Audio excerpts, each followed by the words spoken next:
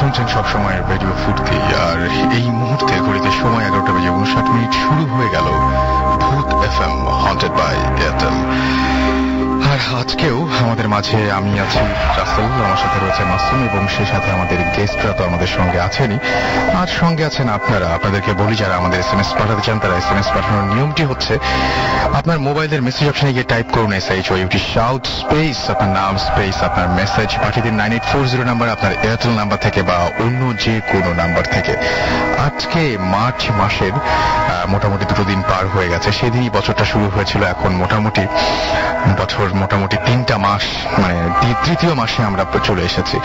আর সেই সাথে জানিয়ে দিই যে কয়েকদিন ধরে ওয়েদারেও একটা চেঞ্জ এসছে। আমরা বেশ মোটামুটি শীতের একটা আবহাওয়া ছিল চারিদিকে, এখন সেই শীতের পরে একদিন তো দেখলাম যে এরকম বৃষ্টি, তারপরে কালকে সকালবেলায় দেখলাম যে বেশ একটু কুয়াশা। আজকে সকালবেলাটা ছিল আরেকটু অন্যরকম। সো আমার মনে হয় যে ধীরে ধীরে এই ঋতুর পরিবর্তনের সাথে সাথে অনেক কিছুই পরিবর্তন ঘটবে, কিন্তু ভূত এফএম প্রতি শুক্রবারে 11:59 আপনাকে ভয় পাওয়াতে, আপনাকে আনন্দ দিতে ঠিক শুরু হয়ে যাবে। আজকের এই শো যদি কেউ মিস করে থাকেন, আজকের এই এপিসোডটি যদি কেউ মিস করে থাকেন আনফরচুনেটলি, তাহলে আপনি আবারও সেই এপিসোডটি শুনতে পারবেন। এই জন্য আপনাকে যেটা করতে হবে সেটা হচ্ছে এয়ারটেল এম রেডিওর সাহায্য নিতে হবে। আপনাকে ডায়াল করুন 4040, সিলেক্ট করুন channel 22 from any Airtel connection to listen the show once more. এবং আপনার যেটা করতে হবে সেটা হচ্ছে আপনি চ্যানেল 22 যখন সিলেক্ট করবেন তখন দেখবেন যে একে একে সমস্ত এপিসোডগুলো চলে আসছে। আপনার যে এপিসোডটা মিস করেছেন আপনি সেই এপিসোডটা শুনে ফেললেই হলো। And now listeners can get the Bhoot FM tune as their caller tunes, my tunes from Airtel. Bhoot FM tune code টা মনে রাখতে হবে, and tune code is 92125, এবং আপনি অ্যাক্টিভেট করতে পারেন এটি by sending SMS, এবং SMS সেন্ড করতে হলে যেটা করতে হবে মোবাইলের মেসেজ অপশনে গিয়ে টাইপ করতে হবে CT স্পেস দিয়ে 92125 এবং পাঠিয়ে দিতে হবে 3123 এই নাম্বারে। যাই হোক, এই ছিল ব্যাপার স্যাপার, এবং এখন আমরা যেটা বলবো সেটা হচ্ছে যে আমাদের কাছে প্রতিদিনই অসংখ্য গেস্ট আমাদের কাছে ইমেল করেন। কেউ জানান যে আসতে পারবেন, কেউ জানান যে আসতে পারবেন না। যারা আসতে পারবেন না তারা আমাদেরকে বলেন যে হ্যাঁ, তাদের পাঠানো ইমেলটা পড়ে ফেলতে। তো আমি তেমনই একটা ইমেল দিয়ে আজকের ঘটনা শুরু করতে চাই। আমাকে লিখছেন অরণ্য, আমার বাসা খুলনার কোনো একটি জায়গায়, এবং শুরুতেই রাসেল ভাই কেমন আছেন? জানি ভালো, কেননা আপনি সাধারণত ভালো দলে, আপনি সর্বদা ভালো দলে। আজ আমি যে এক্সপেরিয়েন্সটা শেয়ার করব তা আমার সাথে এবং আমাদের বাসার প্রতিটি ফ্যামিলি মেম্বারদের সাথে ঘটা। আমাদের বাসা খুলনার কোনো একটি প্লেসে। আমি তখন ক্লাস 8-এ পড়ি। 2008 সাল। আমাদের বাসার এক ভাড়াটিয়া মারা যায়। সবকিছুই ভালোভাবে হলো, কিন্তু দুর্ভাগ্যবশত কারণে তার জানাজা উল্টা পড়ানো হয়, মানে যেদিকে পা থাকবে সেদিকে মাথা রাখা হয়। পরে ব্যাপারটা বুঝতে পারলেও তার লাশটি ফুলে ওঠার জন্য আবার জানাজা পড়িয়ে কবর দেওয়া হয়, জানাজা না পড়িয়ে কবর দেওয়া হয়, মানে যে অবস্থায় ভুলভাবে হয়েছিল সেভাবেই মানে কবরটা দেওয়া হয়। তার কবরটি দেয়া হয় তার শ্বশুর বাড়ি খালিশপুর নামক জায়গার কোথাও, আর এখানেই কাহিনী শুরু। ওই দিন রাতেই তার হাজবেন্ড রাতে টয়লেটে যায় এবং সেই মুহূর্তে কারেন্ট চলে যায়। 10 থেকে 15 সেকেন্ডের ভেতর তার ওয়াইফের গলায় একজন বলে, মোমটা নাও। সে ভয়ে সেন্সলেস হয়ে যায়। এইভাবে চলে কিছুদিন, কিন্তু এতে ভয় আরো বেড়ে যায়। হুজুর বলে, আপনারা লাশটা আবার গোসল করিয়ে জানাজা পড়ান। তখন কেবল 8 দিন সে মারা গেছে। দুপুরে লাশ ওঠানোর জন্য গেলে কবরের মাটি উঠানোর পর আমি আর সবাই যা দেখলাম তা আর কোনোদিন দেখতে চাই না। দেখলাম যে ওই মহিলার কবরে ওই মহিলা হেলান দিয়ে বসে আছে, আর কাফনের কাপড়ের অনেকখানি কাপড় তার মুখের ভেতরে।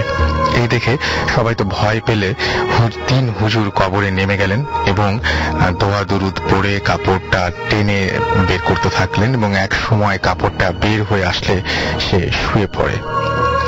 তাকে আবার গোসল করানো হয় আর জানাজা পড়ানো হয়, তারপর কবর দেয়া হয়। তার কিছুদিন পর তার হাজবেন্ড একটি বিয়ে করেন। কিছুদিন পর সে বাসায় এক রাতে একা ছিলেন। সকালে তাকে আর পাওয়া যায় না, বাসা থেকে পরে পাওয়া যায় 1 কিলোমিটার দূরে। তাকে জিজ্ঞাসা করলে তিনি বলেন যে রাতে তার ওয়াইফের মতো এক মহিলা তাকে ডেকে নিয়ে যায় এবং তাকে বিয়ে করার কথা বলে মানে যেহেতু বিয়ে করেছে সেই কারণে তাকে থাপ্পড় দেয় আর কি। সেই দাগটা স্পষ্ট দেখেছি আমরা। তার 2 দিন পর হাজবেন্ডও মারা যায়, কিন্তু এখনো তাকে আমাদের বাসার আশেপাশে কাঁদতে দেখা যায় আর কি। এই ছিল ঘটনা এবং এই ঘটনাটি পাঠিয়েছেন আমাদেরকে অরণ্য। থ্যাংক ইউ অরণ্য এরকম একটা ঘটনা আমাদেরকে পাঠানোর জন্য। আপনারা যদি ঘটনায় চলে যাব এবং আমাদের সাথে যে প্রথম গেস্ট রয়েছেন তার কাছ থেকে আমরা ঘটনা শুনবো। আপনার নামটা বলবেন প্লিজ। আমি লিমন। ওকে, আমি মিরপুর সারাপাড়া থেকে এসেছি। তো আমি আজকে ঘটনা শুরু করার আগে আমি রাসেল ভাইয়ের কাছ থেকে জাস্ট 30 সেকেন্ডের মতো সময় নিব। একদম দেওয়া যাবে না, ঘটনা শুরু চলে যাবো আমরা একদম। হ্যাঁ, একদম ঘটনায় চলে যাবো সরাসরি। কারণ আমি আজকে আমার শোটা আমি ডেডিকেট করতেছি যে আমার খুব স্পেশাল একজন মানুষ আতিশাকে। হোপফুলি সে এখন শুনছে, সো তাকে আমি শোটা ডেডিকেট করছি। আর এছাড়া আমার অনেক ফ্রেন্ডস আছে, আর আমার একজন কাজিন আছে যিনি ভূত এফএম পছন্দ করেন না। উনি ভূত এফএম শুরু হলে উনি ঘুমান। আমি একটা কথা বলি যে অসংখ্য মানুষ অনেক রাত ধরে জাস্ট ওয়েট করে ঘটনা শোনার জন্য। সো আমরা ঘটনায় চলে যাই। সো আমি সরাসরি ঘটনায় চলে যাচ্ছি। রাইট। আমার ঘটনাটা ঘটে আমি রাসেল ভাইকে যেদিন মেল করি তার ঠিক 2 দিন আগে। তো আমি রাতে ঘুমোচ্ছিলাম, তো হঠাৎ করে আমি নোটিস করলাম যে আমাকে বোবাই ধরেছে বা বোবা ভূত আমরা যেটা বলি। এর আগেও আমার সাথে এরকম অনেকবার হয়েছে, বাট রিসেন্টলি যেটা আমার সাথে ঘটে গেছে সেটার একদম কোনো ব্যাখ্যা আমি এখন পর্যন্ত খুঁজে পাইনি। তো আমি দেখলাম যে আমার রুমের ভেতর খুব কালো, ঘুটঘুটে কালো এক ধরনের শ্যাডো, ছোট একটা মানুষ টাইপের শ্যাডো, যেটাকে বলা যায় প্রায় 4 থেকে 5 ফিট বা 5.5 ফিট এরকম হবে। তো সেই শ্যাডোটা আমার বিছানার পাশে এসে বসলো। তারপর তার মুখ থেকে হঠাৎ কালো জিবার মতো লকলকে কিছু একটা বের হয়ে এসে আমার পুরো শরীরটা পেঁচিয়ে ধরলো। আমি নিজে নিঃশ্বাস নিতে পারতেছিলাম না বা ছটফট করছিলাম। আমি আমার পাশের রুমে আমার ভাইকে আমি খুব জোরে জোরে ডাকছিলাম, বাট আমার গলা থেকে কোনো স্বর বেরোচ্ছিল না। তারপর আমি যে জিনিসটা খেয়াল করলাম যে আমার পুরো শরীরটা পেঁচিয়ে একদম মানে আমাকে পুরো অবশ করে দিয়েছে, এবং আমি কোনো উইয়ার্ড একটা জিনিসের স্মেল পাচ্ছিলাম, যেটাকে আসলে কিভাবে ডিসক্রাইব করব। পচা মাংসের যেরকম একটা গন্ধ হয় ঠিক সেরকম একটা গন্ধ। তো অনেক অনেক নার্ভ কঠিন অবস্থায় চলে যাওয়ার পর আসলে আমি কিভাবে বলবো, আমার এখন শরীরের লোম দাঁড়িয়ে যাচ্ছে সেটা বলতে গেলে। তো সেই অবস্থা থেকে আমি মুক্তি পাওয়ার জন্য অনেক সূরা টরা পড়ার চেষ্টা করি, বাট যতবার সূরা টরা পড়ার চেষ্টা করি সেটা আমার উপর আরো বেশি ফোর্স দেয়। অ্যাট লাস্ট আমি অনেক কষ্টে আয়াতুল কুরসি মনে আনার চেষ্টা করি, এবং যখন মনে আনি তখন পড়া শুরু করি। তারপর আস্তে আস্তে দেখলাম যে সেই শ্যাডোটার ভেতর থেকে যে জিহ্বাটা বের হয়ে আসছিল সেটা আস্তে আস্তে তার মুখের ভেতর ঢুকে গেল, এবং সেই কালো শ্যাডোটা আস্তে আস্তে আমার সামনে ক্লিয়ার হলো। মানে আমি জাস্ট দেখতে পেলাম মাত্র 3 সেকেন্ডের জন্য আমি আমার খুব প্রিয় একটা মানুষের ফেস দেখতে পেলাম, আমার খুব পরিচিত একটা মানুষের ফেস দেখতে পেলাম। তারপর সাথে সাথে সেটা মিলিয়ে গেল, এবং সেটা মিলিয়ে যাওয়ার পর আমি সাথে সাথে আমার ঘুম ভেঙে যায়, এবং আমি দেখি যে আমার পুরো শরীর ভেজা। অ্যান্ড আমি ওই স্বপ্নে যে অবস্থায় বোবা ধরায় অবস্থায় যে আমি গন্ধটা পেয়েছিলাম, পচা মাংসের গন্ধ, সেই গন্ধটা তখন আমার শরীর থেকে বেরোচ্ছে। দেন আমি ফ্রেশ তখন অলরেডি প্রায় ফজর আজানের সময় হয়ে গিয়েছে। আমি তখন নামাজ পড়ার জন্য প্রিপারেশন নেই। নামাজ পড়ে যখন হালকা ঘুমোতে যাই, বাট সকালে যখন ঘুম ভাঙে তখন আমার খুব ক্লোজ একজন পরিচিত ইমাম সাহেবের ফোনে ঘুম ভাঙে, যিনি আমাকে অনেক আদর করেন। তো তিনি আমাকে ফোন দিয়ে বলেন যে লিমন তুমি একটু সেফ থাইকো, কারণ তোমার পেছনে তোমার খুব পরিচিত একজন মানুষ কুফরি করার চেষ্টা করছে, তুমি একটু সেফ থাইকো। বাট আমি এই জিনিসটার ঘটনা এখন পর্যন্ত আসলে আমি যে কি ব্যাখ্যা এটা আমি এখনো খুঁজে পেলাম না। এর আগেও আমাকে বোবা ভূতে অনেকবার ধরেছে, বাট এরকম ফিলিংস বা এরকম এক্সপিরিয়েন্স আমি কখনো হইনি। তো এই ছিল আমার ঘটনা। থ্যাংক ইউ আপনার ঘটনার জন্য। এবং আমি দেখতে পাচ্ছি এর মধ্যে আরো কিছু SMS চলে এসছে এবং আমাকে SMS করেছেন নাহিদ ফ্রম খুলনা থেকে, এবং আমাদেরকে SMS করেছেন স্পার্কিং রাজু, এছাড়া আমাদের SMS করেছেন রাব্বি আগ্রাবাদ চট্টগ্রাম থেকে। এটা তার প্রথম SMS এবং প্রথম SMSটা আমি পড়ে ফেলেছি, কি সৌভাগ্য আমার। নোমান আমাকে SMS করেছেন রাঙামাটি থেকে, আশিক গৌরীপুর ময়মনসিং থেকে, এবং আমাদেরকে SMS করেছেন ইমরান মিলন সাব্বির সুজন, এবং তারা চারজন একসাথে খোলা মাঠে বসে আমাদের শুনছেন। আশিক, অনিক, বাবু, মিলি, মিম, তারপরে মিসকাত, এরা সবাই গ্যান্ডারিয়া থেকে আমাদের SMS করেছেন। মিল্টন আমাদেরকে নরসিংদী দাসপাড়া থেকে SMS করেছেন, আমাদেরকে রনক SMS করেছেন, এছাড়াও প্রবীর খুলনা থেকে SMS করেছেন আমাদেরকে মায়া, এছাড়াও রিফাত সোনিয়া আমাদের SMS করেছেন মেহেরপুর থেকে মোহাম্মদ সোহেল, রাজু, ইমরান, এছাড়াও আমি দেখতে পাচ্ছি যে উষা মৌলিক আমাদের SMS করেছেন, অনন্ত জুরাইন থেকে আমাদের SMS করেছেন, জাকারিয়া, রাজু এবং আলম আমাদের SMS করেছেন, বিপ্র অ্যাপোলোরা আমাদেরকে SMS করেছেন, উজান পাবনা থেকে আমাদের SMS করেছেন, এছাড়া আমাদেরকে ফয়সাল SMS করেছেন, অমিত সরকার ময়মনসিং থেকে, রনি চট্টগ্রাম থেকে আমাদের SMS করেছেন। আমরা পরবর্তী গেস্টের কাছে যাব। আপনার ঘটনাটা একটু, তার একটা ছোট্ট ব্রেক লাগবে, রাইট? আচ্ছা, এটা আমার দোষ নয়। একটা ছোট্ট ব্রেকের পরে ফিরে আসছি। সো স্টে টিউনড রেডিও ফুর্তি এন্ড ডোন্ট স্টপ দ্য ফুর্তি।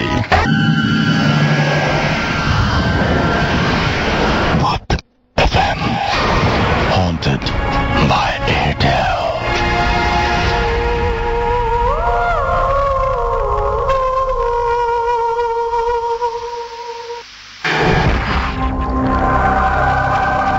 এলাম আবারও ভূত FM হন্টেড বাই এয়ারটেল নিয়ে। সাথে আছে রাসেল, আমার সাথে আছে মাসুদ এবং আজকের গেস্টরা। আর আমরা বলছিলাম ব্রেকে যাওয়ার আগে যে আমরা আরেকজন গেস্টের কাছ থেকে ঘটনা শুনবো, তিনি একদম প্রস্তুত। তো তার কাছে চলে যাচ্ছে। আপনার নামটা বলবেন? তাজ। আপনার ঘটনাটা শুনি তাহলে। ঘটনাটা কোথায় ঘটেছিল বা আপনি কোথা থেকে এসেছেন? আমি, আমার হোম ডিস্ট্রিক্ট সাতক্ষীরা। তো ঘটনাটা সাতক্ষীরায় ঘটেছে? জি, ঘটনাটা সাতক্ষীরায় ঘটছে। বন্ধু, আমি ঘটনাটা শেয়ার করছি। ঘটনার সময় মেবি সেটা ছিল ডিসেম্বর। আমার আব্বা নাই, আমি আর আমার আম্মা বাড়িতে একাই থাকি। আমার আম্মার অসুস্থতার কারণে ইন্ডিয়াতে চিকিৎসার জন্য চলে গেছিল। আমি বাড়িতে একা থাকতাম বলে এই খাওয়া দাওয়া, ডিনার করা বা অন্য খাওয়া দাওয়ার জন্য আমি আমার বোনের বাসাতে যেতাম। ঘটনাটা যেদিন ঘটে সেদিন রাত 11টা। আমি বোনের বাসা থেকে ডিনার করে বের হয়েছি। ডিনার শেষে বোন আমাকে বলছে, তুই তো মাংস দিয়ে ভাত খেয়েছিস, তো মাথায় একটু হলুদ আর একটু লবণ দিয়ে যা। তো আমি বলছি যে তোদের এই কুসংস্কার আমার একদম পছন্দ হয় না। তো আমি আমার মতো বেরিয়ে এসেছি। তারপরে বোন তখন বলছে যে তুই তো জানিস রিসেন্টলি একটা ঘটনা ঘটে গেছে, এখানে 2টা গাছ আছে, গাছে একটা মেয়ে গলায় দড়ি দিয়ে মারা গেছিল। ঘটনা 1 সপ্তাহ পূর্ণ হয়নি, তুই এক কাজ কর, এইগুলো করে যা। আমি তখন না শুনে আমি আমার মতো বেরিয়ে চলে আসছি ওখান থেকে। আমার সাইকেল ছিল, আমি সাইকেল চালিয়ে বোনের বাসা থেকে রাস্তা দিয়ে যখন আসতেছি, আমার ঘটনাটা যখন ঘটেছে তো কিছু আগে আমার সাইকেলটা হঠাৎ পাঞ্চার হয়ে যায়। তখন আমাকে বাধ্য হয়ে হেঁটে আসতে হচ্ছে। হেঁটে আসতে আসতে বেশ কিছু দূর দূরে যেখানে ঘটনাটা ঘটছিল ওইখানে একটা শব্দ হচ্ছে, যেন কে যেন খুঁজছে, তবে শাবল দিয়ে না, মনে হচ্ছে হাত দিয়ে কিছু একটা খুঁড়ে তোলার চেষ্টা করছে। তো আমার ভিতরে এই কৌতূহলগুলো খুব কাজ করে যে ওখানে কি, কারণ আমাদের ওখানে কবর থেকে লাশ তুলে বিক্রি করার একটা প্রচলন আছে। তো আমি দেখার জন্য খুব চেষ্টা করছি। আবার সেদিন ছিল পূর্ণিমার রাত।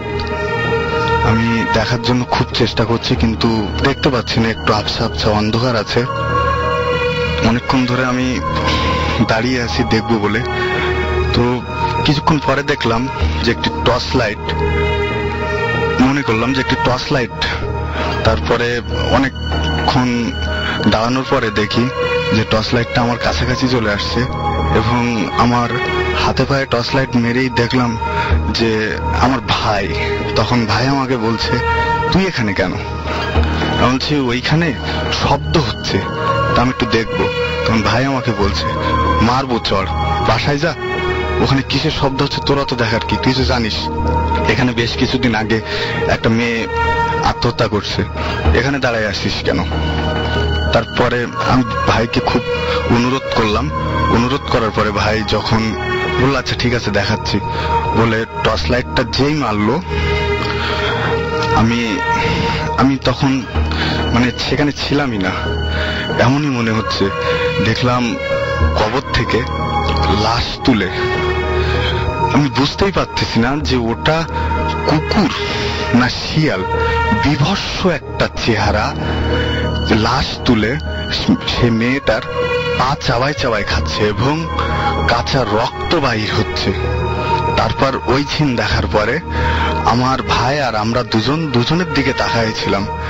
অনেক কষ্ট করে ওখান থেকে আমি বাসায় চলে যাই, এবং রাতে যেগুলো ডিনার করছিলাম আমি, সেগুলো পরবর্তীতে আমি বমি করে ফেলে দিছিলাম। তো এই ছিল আপনার ঘটনা। ওকে, অনেক ধন্যবাদ আপনাকে আপনার ঘটনার জন্য। আরো একজনের ঘটনা পড়তে চাই, যিনি এই মুহূর্তে স্টুডিওতে উপস্থিত হতে পারেননি, কিন্তু তার ঘটনাটি লিখে পাঠিয়েছেন আমাদেরকে। আমি আশা করি যে একটু ডিফারেন্ট লাগবে আপনাদের কাছে এই ঘটনাটি। আমাকে লিখছেন, তাবিজের নাম শুনে নাই এমন লিসনার হয়তো খুঁজে পাওয়া মুশকিল। সবাই জানেন এই বিজ্ঞানের যুগে এসব তাবিজ কবজের কোনো মূল্য নেই। অনেকে তো বিশ্বাসই করেন না, বিশেষ করে যারা পরম ধার্মিক এবং নাস্তিক। আমার এই কথাগুলোকে সোজা উড়িয়ে দেবেন, বলবেন যে তারপর ডট ডট। যাই হোক, কথা না বাড়িয়ে শুরু করি, কিন্তু কোথা থেকে শুরু করব সেটাই বুঝতে পারছি না। ঠিক আছে, আমার দেখা প্রথম ঘটনা দিয়ে শুরু করি।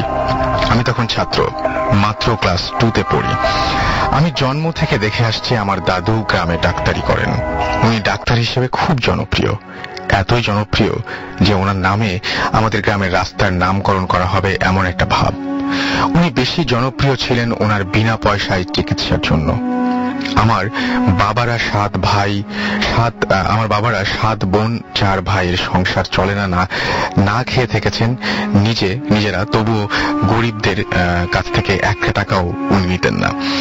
অনেক অনেক দূরে দূরে গিয়ে তিনি বিনা পয়সায় রোগী দেখে আসতেন। এমন ভালো মানুষেরও যে শত্রু থাকতে পারে সেটা সেই ছোটবেলায় জানতাম না। আমার দাদুর ছোট ভাইয়ের বউ আমার দাদি সম্পর্কে হন উনি, এবং উনি দাদুকে একদম দেখতে পারতেন না। অবশ্য সবসময় তা মনে মনে ওপরে উনি সবসময় ভালো ব্যবহার দেখাতেন। এই মেলটা সবচেয়ে বড় সমস্যা, যেখানে কমা নাই, দাড়ি কমার সমস্যা। যাই হোক, দাদুকে দিয়ে যখন রাস্তা নাম করার চিন্তা ভাবনা করছিলেন এলাকার লোকজন, তখন আমার সেই দাদি আমার দাদুকে তাবিজ করেন। আমরা ব্যাপারটা জানতাম না। দাদুকে হঠাৎ করে দেশ থেকে শহরে আনা হলো। বাবা কাকারা ওনাকে নিয়ে অনেক দৌড়াদৌড়ি করলেন, কোনো ফল হলো না। ওনার অসুখ ভালো হয় না। অসুখটা ছিল ওনার সারা শরীর জ্বালা করত এবং পিঁপড়া কামড়াতো। আমরা পিঁপড়া তাড়াবার জন্য সারা ঘরে কর্পূর দিয়ে রাখতাম। ঘরে কোনো পিঁপড়া নাই, তবুও উনি সারাদিন চিৎকার করে যেতেন যে ওনাকে পিঁপড়া কামড়াচ্ছে। সে নিরুপায় হয়ে এক স্বনামধন্য ডাক্তার ওনাকে বিদেশে নিয়ে যেতে বললেন। বিদেশে নেবার ক্ষমতা তো বাবাদের ছিল না। ওনাকে নিয়ে যাওয়া হলো ইন্ডিয়া। সেখানে দিল্লি আর মাদ্রাজের অনেক ডাক্তার দেখানো হলো, কেউ ওনার রোগটাই ধরতে পারছিলেন না। এদিকে ওনার দেখাশোনা করতে করতে আর মাদ্রাজি খাবার খেয়ে আমার বাবা অসুস্থ হয়ে পড়লেন। শেষে ওনাকে দেশে নিয়ে আসা হয়। ওনার অবস্থা দিন দিন খারাপ হচ্ছিল, কোনোভাবেই কিছু করা যাচ্ছে না। এর মাঝে ওনার স্ট্রোকের মতো হয় আর ওনার বাম হাত অবশ হয়ে যায়, বিছানা থেকে উঠতেই পারতেন না। এমন সময় এক আত্মীয় তাকে এক ওঝার কথা শুনে বাবা কাকা সবাই না করে দেয়। মানে একটা ওঝার কথা বলেছেন তাদের একজন আত্মীয় এবং তাদের বাবা কাকা সবাই না করে দেন। কিন্তু আরো এক সপ্তাহ পর দাদুর অবস্থা অনেক খারাপ হয়ে যায় এবং শরীরে কোনো দাগ নাই, তবু দাদু চিৎকার করছেন। দেখে আর না পেরে বাবা সেই ওঝাকে ডাকেন। উনি আসলেন, খুব সাধারণ বেশভূষা। ওনাকে আমি কাছ থেকে দেখিনি, আমি লুকিয়েছিলাম ভয়ে। উনি দাদুকে দেখলেন। তারপর আমার মাকে বললেন বাথরুমের একটা বদনাতে পানি নিয়ে আসতে। মাও নিয়ে এলেন। উনি সবাইকে কি এক মন্ত্র পড়ে পানিতে ফু দিয়ে দেখালেন আর বললেন খুব খুব পরিচিত কেউ একজন। দাদুর চুল বেঁধে একটা পুতুল মন্ত্র পড়ে সেটার গায়ে অনেকগুলো সূঁচ ফুটিয়ে আমাদের পাশের আম গাছে ঝুলিয়ে দিয়েছে। গাছে বাতাসে সেই পুতুল দোলে আর আমার দাদু চিল্লান। এর মাঝে একটা কাক সেই পুতুলের একটা হাতে ঠোকর মেরেছে বলে দাদুর এক হাত প্রায় অচল হয়ে গেছে। এটা আর ভালো হবে না, তবে পুতুলটা খুলে আনতে হবে, না হলে দাদু মারা যাবেন এভাবেই। তারপর যে এই কাজ করেছে তার নামের প্রথম অক্ষর দেখালেন। আমরাও 2 2 4 মিলিয়ে নিলাম, কিন্তু কিছুই বলতে পারলাম না। আমাদের পরিবারের সবাই শিক্ষিত, আমরা এই কথা গ্রামে বললে আমাদের দুর্নাম হবে ভেবে বাবা কাউকে জানালেন না। পরদিন সেই পুতুলটা খুলে নিয়ে এলেন আমাদের গ্রাম থেকে। তার পরের দিন দাদুর অবস্থা খুব খারাপ। ওনাকে অক্সিজেন দেয়া হয়েছে, সেন্স ছিল না। এমন অবস্থায় সেই ওঝা একটা একটা করে পুতুলের গা থেকে সূঁচ খুলছে। তারপর সেটা শরীরে পেঁচানো চুলটা খুলে সেটাকে ছিঁড়ে ফেলেছে সব আমাদের চোখের সামনে। যদিও আমি তখন অনেক ছোট, বাবা আমাকে দেখতে দিতে চাননি, কিন্তু আমি তো দেখবই, এই গো ধরে বসেছিলাম। পরে দেখেছিলাম, অনেক ভয় পেয়েছিলাম যখন সেই পুতুলের ভেতর থেকে রক্ত পড়তে দেখেছিলাম। পরদিন থেকে দাদু সুস্থ হয়ে ওঠেন। আমি দাদুকে 12 দিনের মাথায় আবার ডাক্তারি করতে যেতে দেখেছি। যদিও দাঙ্গার কারণে উনি গ্রামে যেতে পারেননি এবং ওনার নামে রাস্তা হওয়াটা দাঙ্গার কারণে প্রায় ঢাকা পড়ে যায় এবং ওনার এক হাত অবশ হয়ে গিয়েছিল, কিন্তু দাদুকে রোগী দেখা থেকে কেউ দমাতে পারেনি। এরপর কেটে গেছে অনেক দিন, দাদু মারা গেছেন, কিন্তু সেই স্মৃতি আমি ভুলিনি, কখনো ভুলবো না। এটাকে কি বলবেন আপনারা? তাবিজ নাকি অপবিজ্ঞান নাকি শয়তানি ক্ষমতা, জানি না কি। এটা দেখেও কিন্তু আমার বিশ্বাসে তাবিজ জিনিসটা গেঁথে যায়নি, গেঁথেছে অনেক অনেক পরে, সেটা আর এক কাহিনী। সব লিসনারদের প্রতি আমার একটা আবেদন, কেউ কালো জাদুর চর্চা করবেন না, এটা খুব খারাপ। আমার কাহিনী কারো বিশ্বাস করা লাগবে না, কিন্তু আমার আবেদনটা সবাই রাখবেন। আমি আবারও বলছি, আপনারা কেউ কালো জাদুর চর্চা করবেন না, এটা খুব খারাপ। তারপরে তিনি রেডিও ফুর্তি সবাইকে শুভেচ্ছা জানিয়েছেন। তিনি হচ্ছেন ঢাকা সিটি কলেজে পড়াশোনা করছেন, নাম মিনহাজুল ইসলাম, এবং তিনি একটা ব্যক্তিগত কারণে আজকে আমাদের এখানে উপস্থিত হতে পারেননি। তার ঘটনাটি আমরা পড়লাম। থ্যাংক ইউ মিনহাজ, এত সুন্দর একটা ঘটনা পাঠানোর জন্য আমাদেরকে। আমি দেখতে পাচ্ছি যে আমার কাছে এর মধ্যেও আবারও SMS চলে এসছে। তো সেরকমই একটা ঘটনা আমাদেরকে পাঠিয়েছেন আমাদের একজন লিসনার। চলুন শুনি তার ঘটনাটি, এবং এটা কিন্তু রেকর্ডেড ভার্সন। তিনি এখানে উপস্থিত নেই, কারণ দেশের বাইরে থেকে এখানে এসে উপস্থিত হওয়া সম্ভব নয়। আপনারা শুনুন।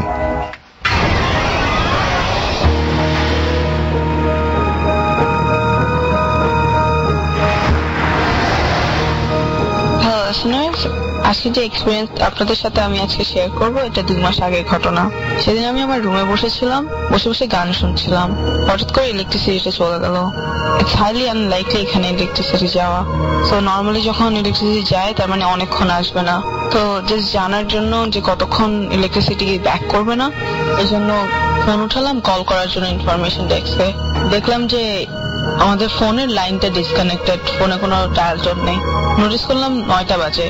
বের হয়ে স্টেয়ারকেস নিলাম, নিয়ে নিচে গেলাম। হলওয়ে দিয়ে যাচ্ছিলাম। হলওয়েতে নর্মালি অনেক ধরনের পেইন্টিংস আছে। ইমার্জেন্সি লাইটে দেখলাম যে পেইন্টিংস গুলি মিসিং। লাইক নর্মালি আর্ট স্টুডেন্টরা অনেক রকম পেইন্টিং করে হলওয়েতে, ওই পেইন্টিং গুলি আর নেই। ইনস্টেড ওখানে কিছু সাইন্স ছিল, সার্কেল শেপ, তার মাঝখানে স্টার আঁকা। পুরো হলওয়ে এরকম সাইন্স দিয়ে আঁকা। তাও হেঁটে গেলাম। হঠাৎ করে একটা আজব ধরনের ফিলিং পেলাম আমার পায়ের কাছে। কেউ আমার পাটাকে অনেক জোরে ধরে রেখেছে। আমি হাঁটতে আমার অনেক কষ্ট হচ্ছিল, অনেক ব্যথাও পাচ্ছিলাম। মনে করলাম হয়তোবা অনেক ভয় পাচ্ছি, তো এই জন্য হয়তোবা এইরকম ফিলিংস হচ্ছে। তাও হেঁটে গেলাম, কারণ ইনফরমেশনটা জানা খুব জরুরি ছিল। হলওয়ে ক্রস করে ইনফরমেশন ডেস্কের সামনে গেলাম। ওখানে কেউ ছিল না। স্টুডেন্ট লাউঞ্জে অনেক আওয়াজ শুনছিলাম স্টুডেন্টদের। স্টুডেন্ট লাউঞ্জে হেঁটে গেলাম। স্টুডেন্ট লাউঞ্জে যেতেই দেখলাম যে অনেক স্টুডেন্টসরা ওখানে। Everyone was talking to each other. আমাকে টোটালি অ্যাভয়েড করছিল। সিল হেঁটে একজনের সামনে গেলাম। মেয়েটাকে যে জিজ্ঞেস করলাম, hi, do you know when the electricity is going to be back? আমার দিকে তাকিয়ে এত জোরে চিৎকার করে উঠলো, বললো যে get out of this room right now. What are you doing here? You're not supposed to be here.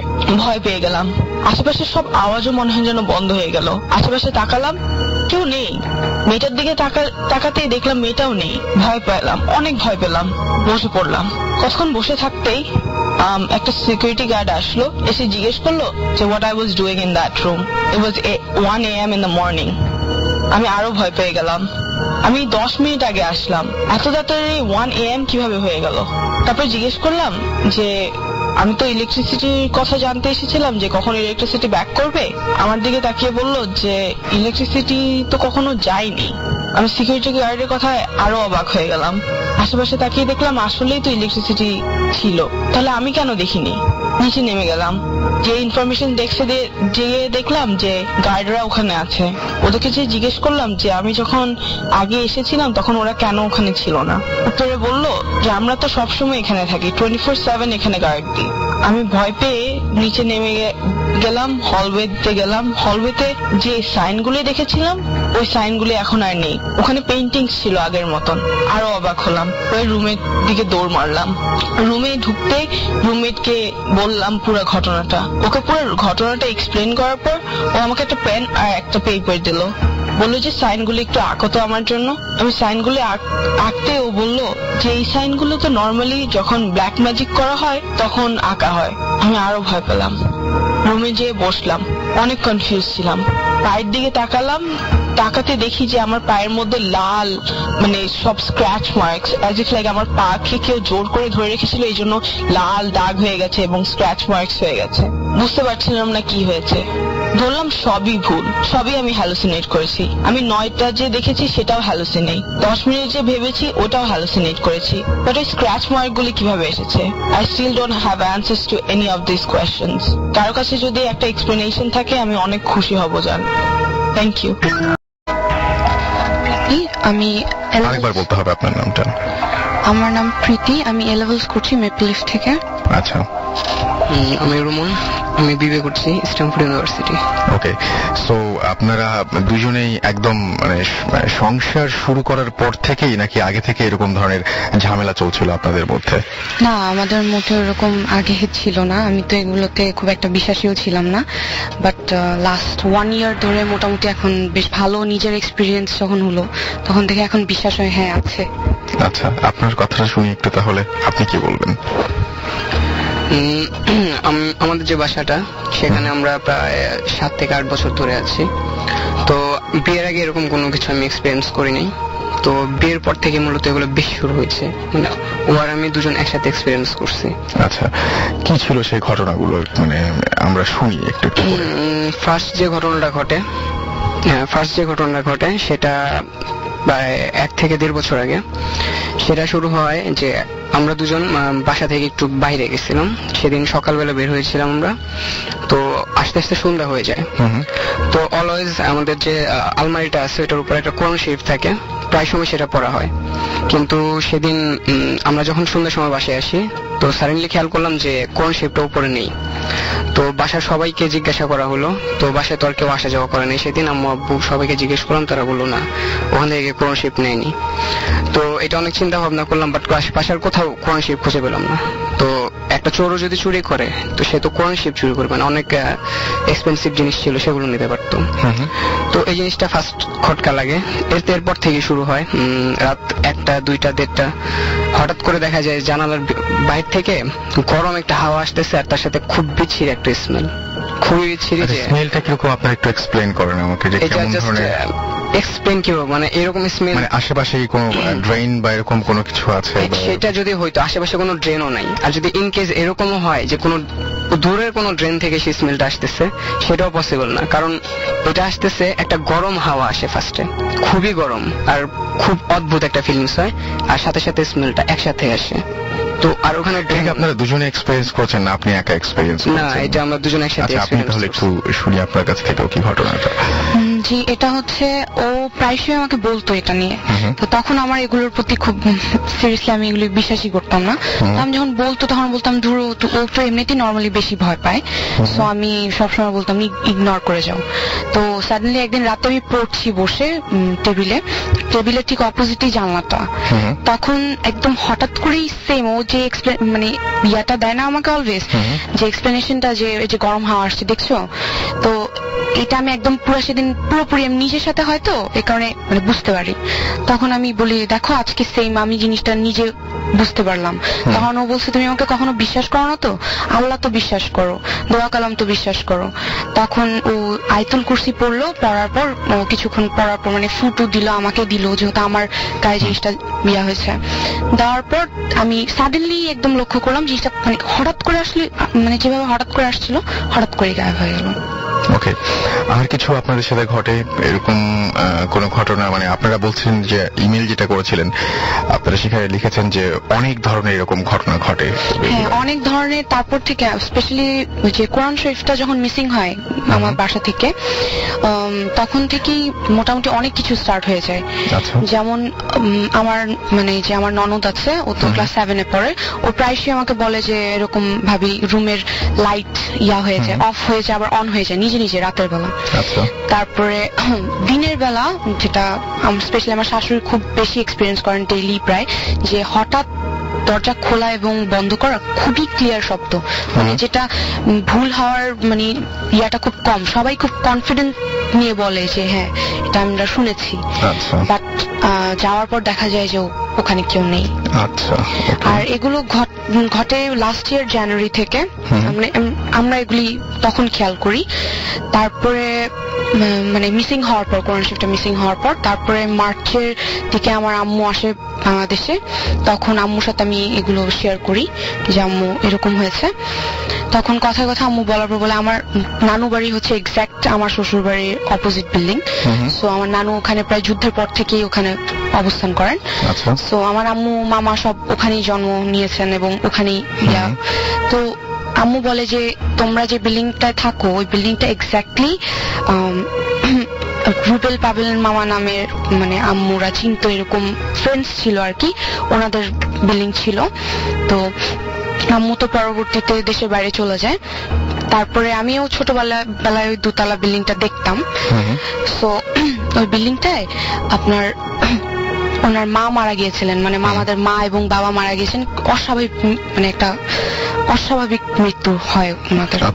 এটা নানুর কাছ থেকে পরে আমি ডিটেলসটা নানুর কাছ থেকে শুনি যে ওনাদের অ্যাকচুয়ালি নানি যে ছিলেন উনি খুব ভয় পেয়ে মারা গিয়েছিলেন, চিৎকার করে ভয় পেয়ে মারা গিয়েছিলেন। তারপরেই ওনার ওই জমিটা ত্যাগ করে চলে যাওয়ার পর বিল্ডার্সরা ওখানে বাড়ি করে, এক্স্যাক্টলি ওই প্লেসটা এখন আমাদের ফ্ল্যাটটা। আচ্ছা, তো মানে এটাও একটা কারণ, তার মানে যে এই সমস্ত জিনিস ঘটছে এটা আপনার মার মত যে এরকম একটা কারণ? না, উনি কারণ বলেনি, বাট বলেছে যে এই জিনিসটা অ্যাকচুয়ালি অনেক আগে থেকে হন্টেড। আচ্ছা, তারপরে আরো আছে কাহিনী যে কনস্ট্রাকশনের সময় যারা লেবাররা কমপ্লেন করেছে যে অযথাই লাইট বার্স্ট হয়ে যেত, যে বাল্ব লাইট বার্স্ট হয়ে যেত, দেন থাই গ্লাস থেকে সিলিং যেগুলো আছে ওগুলো অযথাই উইদাউট এনি রিজন সিলিং খুলে খুলে পড়ে যেত। মানে ওরা ওই সমস্যাগুলো ফেস করছে? হ্যাঁ, ওনারা এগুলি বলেছে। তো এটা নিয়ে এটা এখন আমরা ধারণা করে নিচ্ছি। আচ্ছা, এরকম কোন দিনের কথা মনে পড়ে যেদিন মানে প্রচন্ড ভয় পেয়েছিলেন যে এরকম ঘটনা দেখতে চাই না, বা এরকম কোন দিনের কথা মনে পড়ে যে দুজনেই এক্সপেরিয়েন্স করেছেন একসাথে, খুবই ভয়াবহ কোনো ঘটনা ছিল, কোনো ভয়াবহ দিন অথবা রাত? দুজন একসাথে এক্সপেরিয়েন্স করেছি, আলাদাভাবে করলে সমস্যা নাই, বা শেয়ার করেছেন হয়তো নিশ্চয়ই পরে। This track was downloaded from fusionbd.com. হ্যাঁ, এরকম হয়েছে আমি দেখতাম, আমি একটা কিছু আকৃতির মতো প্রায় 6 মাস যাবত দেখেছি। তারপর আমি তাবিজ যেটা সেটা আমি মানে আমার উপায় ছিল না, প্রায়শই এটা দেখতাম। তো জিনিসটা বেশ ডিস্টার্বিং ছিল বলে তাবিজের হেল্প নিয়েছি। হুজুর আল্লাহ কালাম তো সবাই বিশ্বাস করেন অবশ্যই, তো সেটার হেল্প নেওয়ার পর আমার প্রবলেমটা সলভ, বাট এটা আমাকে মেন্টালি অনেক ডিপ্রেস। কি দেখতেন আমাকে একটু বলেন? তা মানে কিছু একটা শ্যাডো দেখতাম, শ্যাডো হতে পারে, আমি মানে যখন দেখতাম তখন ঘুরে চলে যেতাম। আমি নিজেকেও বর্ণনা দিতে পারি না যে এটা অ্যাকচুয়ালি দেখতে কেমন। এটা হাইটটা অনেক বড়। প্রথম যেদিন দেখেছিলেন কিভাবে দেখেছিলেন? প্রথম দিন আমি কি করছিলেন, কিভাবে দেখছিলেন? হ্যাঁ, ঘুমাচ্ছিলাম, ঘুম থেকে হঠাৎ মানে জেগে গেছি। এটা আমি স্পষ্ট খেলা আছে যে আমি ঘুম থেকে উঠেছি, উঠে মানে চোখটা খোলা, আমার ভোর হয়েছে এটাও বুঝতে পারছি। ড্রয়িং রুমের আমার রুম থেকে বের হতেই হাতের ডান পাশে একটা টব আছে, প্লাস্টিকের পাতা অনেক বড়, ওটার পিছন থেকে কেউ আমাকে উকি দিয়ে দেখছে এটাও বুঝতে পারছি। বাট আমি উঠার মতো ক্ষমতা বা রুমনকেও ডাকার মতো ক্ষমতা যে দেখো কে এটা, ওকে বলার মতো ক্ষমতা আমার হচ্ছিল না। প্রায় 5 থেকে 10 মিনিট পর আমি নিজেকে ফিরে পাই।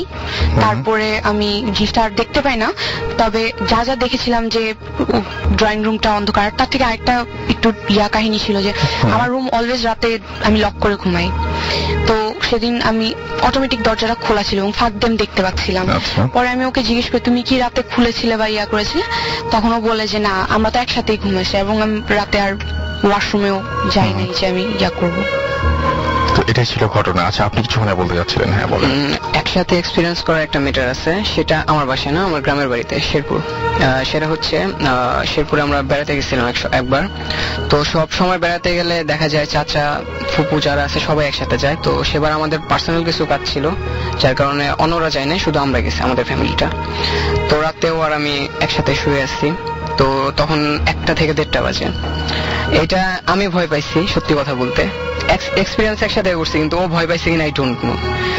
তো যখন শুয়ে আসছি আমি জানতাম যে ওই জায়গাটা হন্টেড, গ্রামের বাড়ির ওই জায়গায় আশেপাশে হন্টেড অনেক কিছু হয়, তো কখনো ফেস করি নাই।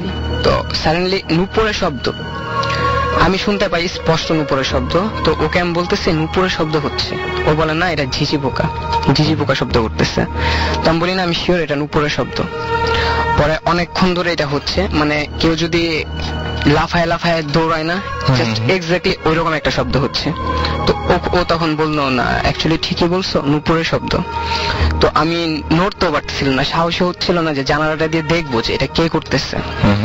তো অনেক কষ্টে কোনোভাবে ওকে নিয়ে আমি বলছি একটু তাকায় দেখি, একটু সাহস করি দেখি। আমি ও তো ভয় পায় না, ও দেখার জন্য পাগল, বাট ওকে আমি দেখতে দিচ্ছি না। তো কোনোভাবে জানালার পাশ দিয়ে উকি মারছি, তো যেটা দেখতে পারছি যে নুপুরের শব্দ হইতেছে। সে বৃষ্টি হয়েছিল, মানে কাদা ছিল, তখন বৃষ্টি হয়নি, বৃষ্টি আগেই হয়েছে, কিন্তু ওখানে কাদা ছিল। আমি দেখতেছি যে কাদার ভিতরে মানুষ লাফ দিলে যে কাদা থেকে পানি ছিটে না, মানে কাদা ছড়ায় যায়, ওই রকম হচ্ছে, বাট কাউকে দেখা যাচ্ছে না। সাথে সাথে নুপুরের শব্দটা হচ্ছে। এটা দেখে প্রচন্ড ভয় পেয়েছিলাম সেদিন। তারপরে আর কিন্তু মানে সেই ব্যক্তি বা যা দেখা যাচ্ছিল না, ব্যাপারটা ঘটছে তাকে দেখা যাচ্ছিল না। হ্যাঁ, ওকে। আর আরো কিছু ভয়ের কোনো কিছু মনে পড়ছে? ভয়ের বলতে না, রিসেন্টলি যেটা হয়েছে বাসায় যেটা হয়েছে সেটা হচ্ছে আমাদের অ্যাকোয়ারিয়াম কেনা হয়েছিল জানুয়ারিতে। অ্যাকোয়ারিয়াম কেনার পরে ফার্স্টের দিকে লিক হয়ে গেল অ্যাকোয়ারিয়ামটা, দ্বিতীয় দিনেই। তো লিক হওয়ার পরে নর্মালি ভাবলাম যে লিকই মনে হয়েছিল। তো দেখলাম যে পানি খুব কম পড়তেছে, তো আমরা বাইরে যাব, তখন বিকালবেলা, তো আস্তে আস্তে রাত হবে। তো ও বললো যে আইসা ক্লিন করা যাবে, এখন কোন একটা কাপড় টাপড় দিয়ে পানি আটকানোর ব্যবস্থা করি। তো রাতে যখন বাসায় আসলাম দেখলাম যে যতটুকু পানি পড়ছিল অতটুকুই, মানে লিক আর নাই ওখানে, যেটা বুঝলাম। তো আমরা ভাবলাম যে তা ঠিক আছে, লিক যেহেতু আর নাই, কোনোভাবে হয়তো বা ঠিক হয়ে গেছে বা পানি অন্য কোথা থেকে পড়ছে। তো ঘুমায় পড়লাম যে সকালে দেখা যাবে আবার কি হয়। তো সকালে যেটা দেখলাম যে অ্যাকোয়ারিয়ামে কোনো পানি নেই, সব পানি ফ্লোরে, অ্যাকোয়ারিয়ামে কোনো পানি নেই। তো সেদিন লিক ঠিক করা হলো। লিক ঠিক করার পরে যেদিন আনলাম সেদিন ঠিক দুপুরবেলা লাঞ্চ করতেছিলাম, রুমের ভিতরে ছিলাম তখন। তো ও আর আমি একসাথে ছিলাম। সাডেনলি দেখলাম যে লাইটটা একবার অন অফ হলো আর একটা শব্দ হইলো, ঠাস করে একটা শব্দ হলো। তারপর অ্যাকোয়ারিয়ামটা কাঁপলো জাস্ট। তারপরে ভাবলাম যে কি হইলো, দেখলাম কিছু বুঝলাম না, দেখলাম হালকা পানি বেরোচ্ছে। তারপরে মাছগুলো সব বালতিতে আলাদা করে অ্যাকোয়ারিয়ামটা ক্লিন করবো, তখন দেখি যে একটা ক্রস চিহ্ন, অ্যাকোয়ারিয়ামের তলাটা ক্রস চিহ্ন হয়ে ফেটে গেছে। তো এটা দেখলাম, এটাও সিম্পল নিলাম, এটা কিভাবে হয় আই ডোন্ট নো, বাট এটাও সিম্পলি নিলাম। তারপর নিউ অ্যাকোয়ারিয়াম আনার পরে সেটাও ভালোই চলতেছিল, ঠিকই ছিল সবকিছু। এরপরে লিক টিক কিছু হয় নাই, কিন্তু ওই যে বালতিতে মাছ ছিল, তখন ওই যে অ্যাকোয়ারিয়াম পাথর থাকে না মাছের, ওই পাথর কেউ যদি ছুঁড়ে মারে বালতিতে যেরকম শব্দ হবে, প্রতিনিয়ত রাতে সেই শব্দটা হয়, প্রতিনিয়ত। আর সবচেয়ে মজার ব্যাপার হচ্ছে যে আমাদের অনেকগুলো মাছ ছিল, প্রায় 27-28টা। প্রতিদিন মানে 2-3 দিন পর পর একটা করে মাছ মিসিং হতো। আপনার সেই বিড়াল টিড়াল এরকম কিছু না, ছিল? বেড়াল টেরাল কোনো কিছু বাসাতে ঢোকার কোনো চান্স নেই। তারপরে মানে অ্যাকোয়ারিয়াম থেকে বিড়াল মাছ বের করাটা খুব মুশকিল। আর সবচেয়ে বড় কথা হচ্ছে অ্যাকোয়ারিয়ামটা হুড দেওয়া ছিল। Right, আর right. সবচেয়ে ভয়ানক ব্যাপার হচ্ছে একদিন সন্ধ্যার সময় এসে দেখি একটা মাছ যেটা মিসিং হয়েছিল সেটা আমরা পাইছি। সেটা ছিল আমাদের অ্যাকোয়ারিয়াম থেকে জানালাটা অনেকখানি দূরে, একটা মাছের পক্ষে জাম্প করা সম্ভব না। একদমই আর সম্ভব না। অ্যাকোয়ারিয়ামে হুড লাগানো ছিল, বাট সন্ধ্যার সময় এসে দেখলাম যে অ্যাকোয়ারিয়ামটা হুড লাগানোই, কিন্তু জানালার সামনে যখন গেছি আমি এমনিতেই দেখি ওখানে টবের উপর, আমার ফুলের টব আছে জানালার বাইরে ড্রিল করা, ওখানে একটা মাছ পড়ে আছে যেটা অ্যাকোয়ারিয়ামের ভিতরে ছিল আর সেটা মরা। আচ্ছা, মাছ অ্যাকোয়ারিয়াম থেকে বের হয়ে যাওয়া খুব মুশকিল আসলে, মানে এটা তো ডিপ সি না, আর এখানে ফ্লাইং ফিশ সেটাই। জাতীয় কোনো কিছু নেই। আচ্ছা, থ্যাংক ইউ সো মাচ আপনাদেরকে এরকম ঘটনা শেয়ার করার জন্য। আমি হচ্ছে অন্তর, আমি ঢাকা সিটি কলেজে পড়ি। ওকে, সো আপনার ঘটনায় চলে যাই। ঘটনাটা হচ্ছে প্রায় 30 থেকে 40 বছর আগের। এটা হচ্ছে কি আমাদের গ্রামের বাড়ি কুমিল্লার ঘটনা। আমার ফুপু আর আমার বাবাকে নিয়ে 30-40 বছর আগে প্রায় আমার ফুপু একদিন খুব অসুস্থ ছিলেন। অসুস্থ থাকার পরে সারাদিন অসুস্থ ছিলেন। তো সন্ধ্যার দিকে রাতের বেলা প্রায় সবাই বাসায় এসেছেন, খেতে বসেছেন। তো তখন হঠাৎ করে আমার ফুপু আমার দাদুকে বললেন যে মা, আমার তো খুব খারাপ লাগছে, আমি একটু বাথরুমে যাব। তো দাদু বললেন যে আচ্ছা ঠিক আছে, তোমার তো শরীর খারাপ, তো আমি তোমার সাথে যাচ্ছি, আমি বাইরে দাঁড়াবো, তুমি টয়লেটে যেও। তো সবাই ঘরের মধ্যে খাচ্ছে, আর টয়লেটটা অনেক আগের কাহিনী যেহেতু, তো তখন বাথরুমটা একটু বাড়ি থেকে একটু দূরে ছিল। তো আমার দাদু হারিকেন নিয়ে আমার ফুপুর সাথে গিয়েছেন, যার পর আমার ফুপু ভিতরে গিয়েছেন, আমার দাদু বাইরে বসে আছেন। তো অনেকক্ষণ হয়ে গেছে, আমার ফুপু আসছেন না বাথরুমের ভিতর থেকে। দাদু দরজা নক করছেন, উনি খুলেন না দরজা, কোনো সারা শব্দও নেই। এরকম করতে করতে অনেক সময় যাওয়ার পর তারপর হঠাৎ দরজা ভেঙে তারপর ভিতরে দেখলো যে ভিতরে আমার ফুপু নেই। তো এলাকার মধ্যে তোলপাড় শুরু হয়ে গেছে যে উনি কোথায়, আমার ফুপু নেই। সবাই খুঁজছে ওনাকে। দরজাটা ভেতর থেকে, বাথরুমের দরজাটা ভেতর থেকে বন্ধ ছিল? হ্যাঁ, ভিতর থেকে বন্ধ ছিল, বাট ভিতরে আর কেউ নাই। এবং বাথরুমের উপর নিশ্চয়ই ছাদ ছিল নাকি? ছাদ ছিল। ওকে, ফাইন। ছাদ ছিল, ভিতরে কেউ নাই এখন। তারপর সবাই খুঁজছে ওনাকে। এখন পাশের বাড়ি, এখানে খোঁজার সময় পাশের বাড়ি একজন বললো যে আমার দাদি ওনাকে জিজ্ঞেস করেছেন আমার ফুপুকে উনি দেখেছেন নাকি। তো উনি বললেন যে হ্যাঁ, উনি আমার ফুপুকে দেখেছেন। আমার ফুপু ওনাকে বলেছেন যে উনি আমার আব্বুকে খুঁজতে বাইরে যাচ্ছেন, যে আমার আব্বু দুপুরবেলা থেকে বাড়িতে আসেননি। কিন্তু আমার আব্বু তখন বাড়ির ভিতরে সবার সাথে ভাত খাচ্ছিলেন রাত্রেবেলা। তারপর অনেকক্ষণ হয়ে গেছে, ফুপুকে পাচ্ছেন না। তো একসময় খুঁজতে খুঁজতে আমাদের বাড়ির পিছনে এসে জবা ফুলের একটা গাছ ছিল, এসে দেখেন যে ওখানে ফুপু দাঁড়িয়ে আছে। দূর থেকে ওনাকে ডাকতেছে মানুষজন, কিন্তু উনি কোনো জবাব দিচ্ছে না। তো ওনাকে এসে হঠাৎ করে ডাকতেছে, উত্তর দিচ্ছে না। পরে ওনাকে হঠাৎ করে টাচ করার পর উনি অজ্ঞান হয়ে যায়। পরে ওনাকে ধরে ঘরের ভিতরে নিয়ে আসা হয়। ঘরের ভিতরে নিয়ে আসার পর তারপর ওনার অনেকক্ষণ পরে সেন্স আসার পর ওনাকে বলা হয় যে উনি বাথরুমে গিয়েছেন। বাথরুমে যাওয়ার পর উনি হঠাৎ করে কি জানি কালো দেখলেন, দেখার পর ওনার আর কোনো সেন্স ছিল না। তারপর একটু উনি জানেন না। আর যেটা হচ্ছে যে ওনার তখন শরীর অনেক খারাপ ছিল, অনেক জ্বরও ছিল। তারপর উনি অনেকদিন অসুস্থ ছিলেন। পরে একদিন হুজুরকে আনা হলো, একজন বিরাট বড় হুজুর আসলেন। হুজুর আনার পর ওনাকে বললেন যে আমাদের বাড়ির ভিতরে কেউ তাবিজ করেছেন আর ওনাকে জিনে ধরেছেন। আচ্ছা, জিনে ধরেছেন। তো এখন হুজুর ওনাকে ঝাড়ফুঁক দিলেন। তারপর উনি আস্তে আস্তে সুস্থ হচ্ছেন। আর তারও কিছুদিন পরে গিয়ে হুজুর আমাদের বাড়ির পিছনের দিকে মাটি খুঁড়ে আবিষ্কার করলেন যে কেউ একজন তাবিজ করেছিল। তাবিজ তো ওখান থেকে বের করা হচ্ছে, কে তাবিজ করেছে ওইটার পাওয়া যায়নি। আচ্ছা, এটা হচ্ছে এখন কি অবস্থা আপনার ফুপুর? এখন উনি সুস্থ স্বাভাবিক আছেন। ওকে, থ্যাংক ইউ। আমরা এর মাঝে হ্যালো লিসেনার্স, আমি সামির আনসারি। আমি বর্তমানে ইউলাভে এমবিএ সেকেন্ড সেমিস্টার পড়ছি। আমি কাঠসাল বাগান থেকে এসেছি। ওকে, আমার কাহিনীটা হচ্ছে আমার ফ্রেন্ড রোকসানা নামে এক ফ্রেন্ড আছে, ওর কাহিনী। ওদের ফ্যামিলিকে ছোটবেলা থেকেই অনেকে আমাদের বড় চাচির তাবিজ করতো। তো ওর বয়স যখন 2-3 বছর, তো ওর ফ্যামিলিতে তাবিজ করা হয়। তোর ভাইকে তাবিজ করা হয়। তোর ভাই ছোটবেলায় অনেক অসুস্থ থাকে, তখন ভাইয়ের বয়স প্রায় 5-6 বছর। তো 5-6 মাস অসুস্থ থাকে। তখন ওরা আব্বা করে কি, এটা হুজুর দেখায় বুঝতে পারলো যে ভাইকে তাবিজ করা হয়েছে। তো হুজুর কাছে যায় পুরো ফ্যামিলি। হুজুর ঝাড়ফুঁক দিয়ে দেয় সবাইকে। তো ছোট বোনটাকে দেয় না, মানে আমার ফ্রেন্ডকে দেয় না। তো ওনার আব্বা বলে, ফ্রেন্ডের আব্বা বলে ওকে দিচ্ছেন না কেন? তো বলছে ওর ছোট মানুষ, ওর লাগবে না তাবিজ করা। তো এরকম হয়ে যাওয়ার পরে প্রায় ক্লাস 5-6 যখন আমার ফ্রেন্ড পড়ে, তখন দেখা যাচ্ছে কি ও প্রায় সময় রাতে খারাপ স্বপ্ন দেখতো। আচ্ছা, তো এক রাতে সে স্বপ্ন দেখলো যে সে ওদের গ্রামের বাড়ি রাস্তা দিয়ে, অন্ধকার রাস্তা সে হেঁটে যাচ্ছে। তো হঠাৎ করে তার পিছনে কোন একজন লোক তাকে ফলো করছে। লোকটা দেখছে, পিছে তাকায় দেখলো লোকটা খুব কুৎসিত কালো ধরনের। তো সে তাড়াতাড়ি দৌড় দিয়ে সামনে একটা রিক্সা পেয়ে রিক্সা উঠে গেল। তো রিক্সাতে যাওয়ার সময় সে পিছিয়ে খেয়াল করলো যে লোকটা তবু আছে। তারপর সে সামনে দেখলো তার একটা চাচি, তার বড় চাচি দাঁড়িয়ে আছে। তো সে তার চাচিকে কিছুটা সাহস পেলো, তো চাচিকে সে রিক্সায় তুলে নিল। তো পিছিয়ে দেখলো আর লোকটা নাই। তারপর সে সামনে যাওয়ার পর চাচি বললো আমি নেমে যাচ্ছি, রিক্সাওয়ালাকে বলে আপনি ওকে বাসায় নিয়ে যান। আচ্ছা। তো এরপরে আমার ফ্রেন্ড বাসায় গেল। বাসায় গিয়ে যখন রিক্সাওয়ালাকে ভাড়া দিবে তখন সে দেখলো যে সেই লোকটাই হচ্ছে রিক্সাওয়ালাটা। মানে সে এটা দেখে ভয় পেয়ে হঠাৎ করে ঘুম ভেঙে যায় রাত 2টা-3টার দিকে। তো সারা রাত সে ঘুমাতে পারে না। তো সকালবেলা উঠে আনফরচুনেটলি দেখে যে সে তার চাচি এসে পড়েছে গ্রামের থেকে, অনেক খাবার দাবার নিয়ে আসছে তার জন্য, কিন্তু ওদের বাসায় কেউ জানতো না যে চাচি আসবেন। আচ্ছা। তো এটা দেখার পর ওরা জাস্ট নরমালি যে যা খাবার খেলো। তো ওর চাচি শুধু ওকে খাওয়ার সাথে তুমি খাও, তোমার জন্য এটা আনছি ওইটা আনছি, তো খাও। খাচ্ছে। তো এটা খাওয়ার পর প্রায় 2-3 দিন পর থেকে তার খুব শরীর অসুস্থ হয়ে যায়।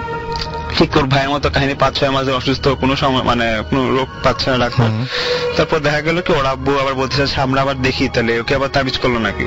তো হুজুরের কাছে যাওয়ার পর হুজুর বললো হ্যাঁ ওকে তাবিজ করা হয়েছে। তখন এটা দেখার পর হুজুর ওকে একটা তাবিজ দিয়ে দেবে, যেটা আপনি পড়া থাকেন সবসময়, আপনাকে আপনি তো এমনিতেই সবসময় খারাপ স্বপ্ন দেখেন। এটা হওয়ার পরে দেখা যাচ্ছে যে তাবিজ দেওয়ার পরে ও প্রায় সময় খারাপ স্বপ্ন দেখে, এবং ও যখনই কোনো স্বপ্ন দেখে তখনই দেখা যাচ্ছে যে ওর বড় চাচি ওর সাথে মানে কথা বলতে চায় বা ফোন করে অথবা বাসা আসতে চায়। তো This track was downloaded from FusionBD.com. এখন বাসা আসলে তো কিছু না বলতে পারে না। তো এরকম বলতে একদিন দেখা যাচ্ছে যে তার চাচি আবার সেরকম ফল নিয়ে আসছে, এবার তুমি খাও, এটা তোমার জন্য আছে, কিন্তু ওরা এটা খায় না। এরকম কন্টিনিউ হতেই থাকে। 2-3 বছর পর ওর চাচি একদিন মানে রোড অ্যাক্সিডেন্টে মারা যায়। তো মারা যাওয়ার পর তারপর থেকে আর কখনো তার এই কাহিনীগুলো কখনো আর ঘটে নাই ওর লাইফে। তারপর সে এখন নর্মাল সম্পূর্ণ সুস্থ হয়ে যায়, কোনো ধরনের কোনো ঝামেলা নাই। আচ্ছা, আপনি আমাকে তো এই ঘটনাটাই পাঠিয়েছিলেন। আচ্ছা, আপনাদের কাছে আরো কোনো ঘটনা আছে? হ্যাঁ, আমার কাজিন যে অন্তর, ওর সাথে আমার একটা ঘটনা আছে। আমার ফুফুর বাড়ি চিটাগাং। তো আমি আর আমার কাজিন আজ থেকে গত বছর জুন মাসে আমরা গিয়েছিলাম। তখন তো একটা কাহিনী হচ্ছে, এটা হিলভি ফরেস্টের একটা কাহিনী।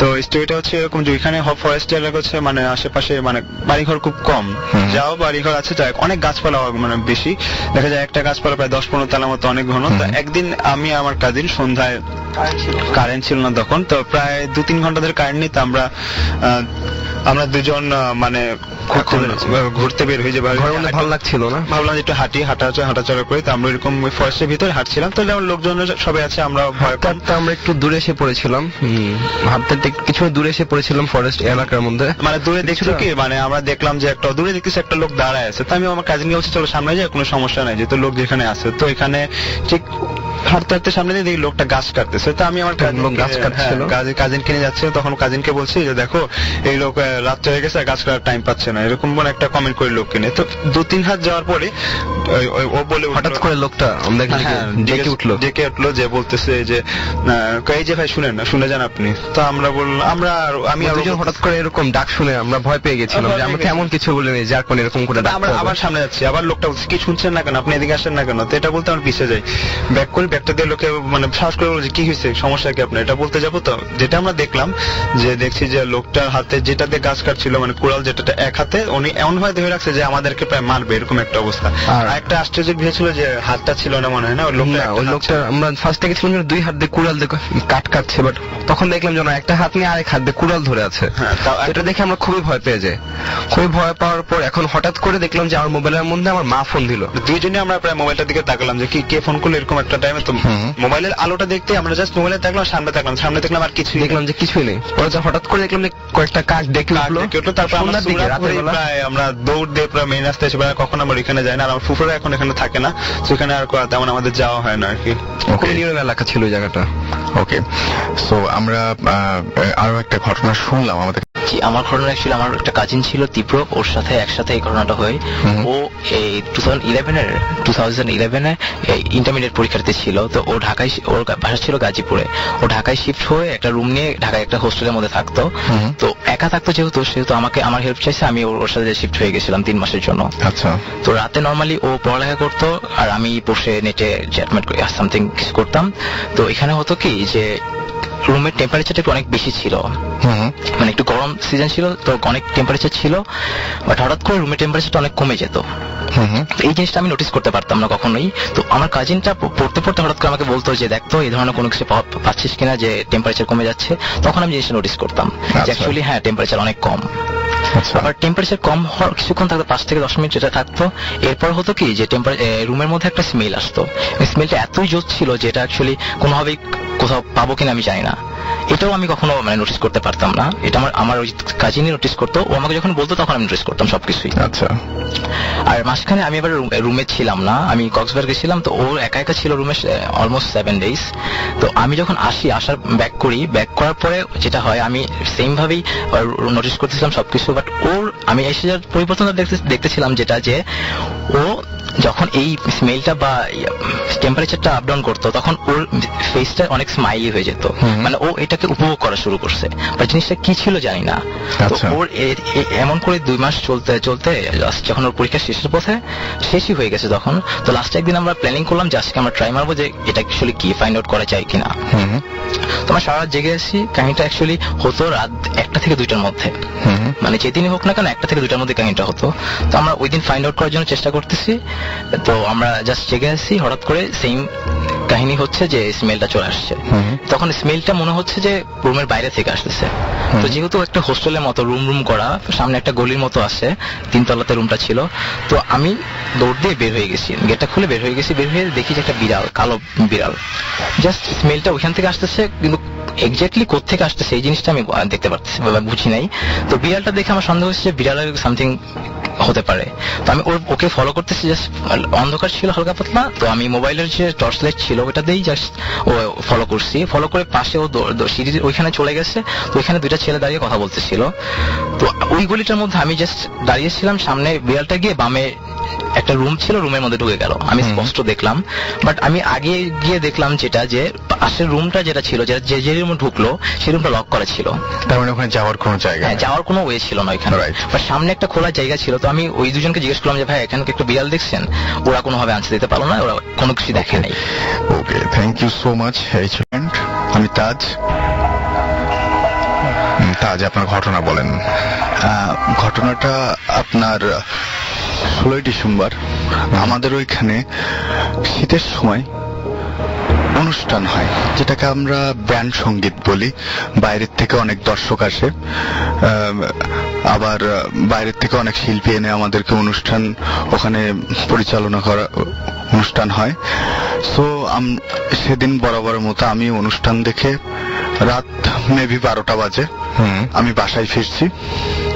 তো বাসায় ফেরার পরে আমাদের একটা পুকুর আছে, বড় পুকুর। আমি সেখানে যথারীতি বরাবরের মতো পুকুরে পা ধোয়ার জন্য আমি পুকুরে নামছি। তার আগে আমার যেগুলো সামগ্রী থাকে, ঘড়ি, চশমা, ফোন, আমি সিঁড়ির উপরে রেখে পুকুরে আপনার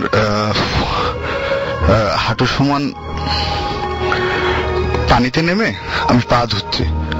হঠাৎ আমি অনুভব করলাম আমার জন্য কে পিছন থেকে ধাক্কা মেরে ফেলে দিছে, এবং সিঁড়ি ছাড়া আমি 3 হাত দূরে পড়ে গেছি এবং অনেকবার ওঠার চেষ্টা করছি কিন্তু উঠতে পারতেছি না।